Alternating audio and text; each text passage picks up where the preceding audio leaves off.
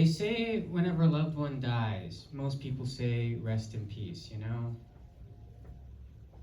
But then some people say that people, like whenever someone bad that you don't love dies, a lot of people don't say that, right? I'm not that mean-spirited of a person. Whenever someone that I dislike dies, all I say is rest in mild discomfort. Like if you have a mild hemorrhoid or something,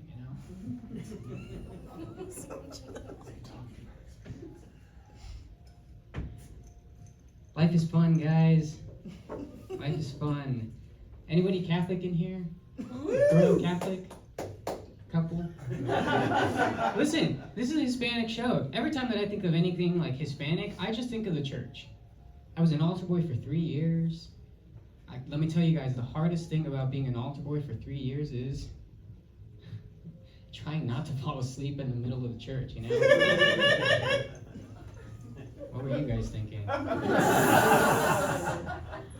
Dude, no, it was hard because I didn't care about the church. I didn't really read the Bible, but who does, Unless you're old and kind of waiting for your turn next, Shout out my parents. But no, I didn't read the Bible much.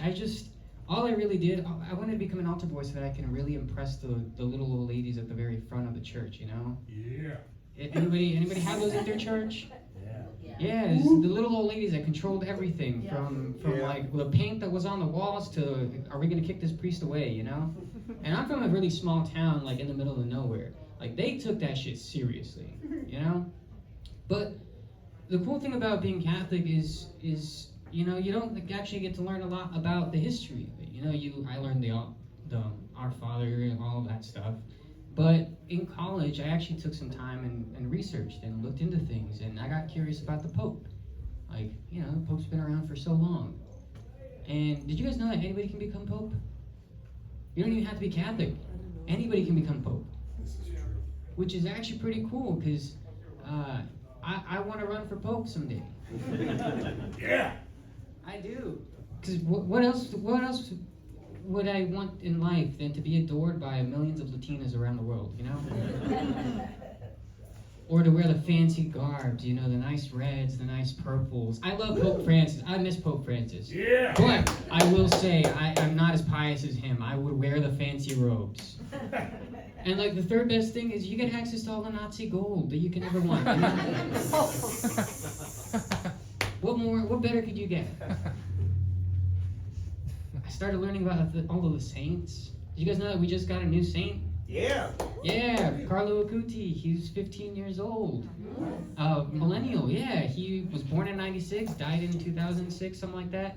And, I thought it was really cool. So I started looking into him because I thought, oh man, this guy was really young, But turns out he wasn't actually the youngest person. There was another guy in the 1800s named Dominic Savio. He was 14. And then there was a brother and sister of 10 and 9 years old in the early 20th century. And I only bring these people up because I love Pope Francis. And he was really like a pope for the people, He really wanted to increase the outreach and all of that stuff. He said that gays were cool, which is nice. But it is.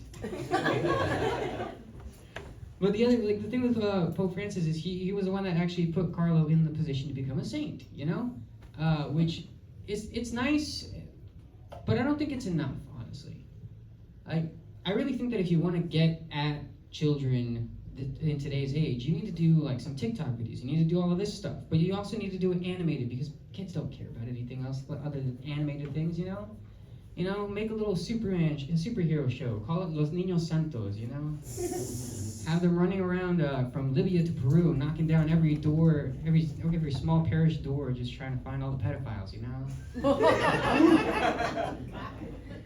What else but a little task force full of children running around the country or the world trying to save other children,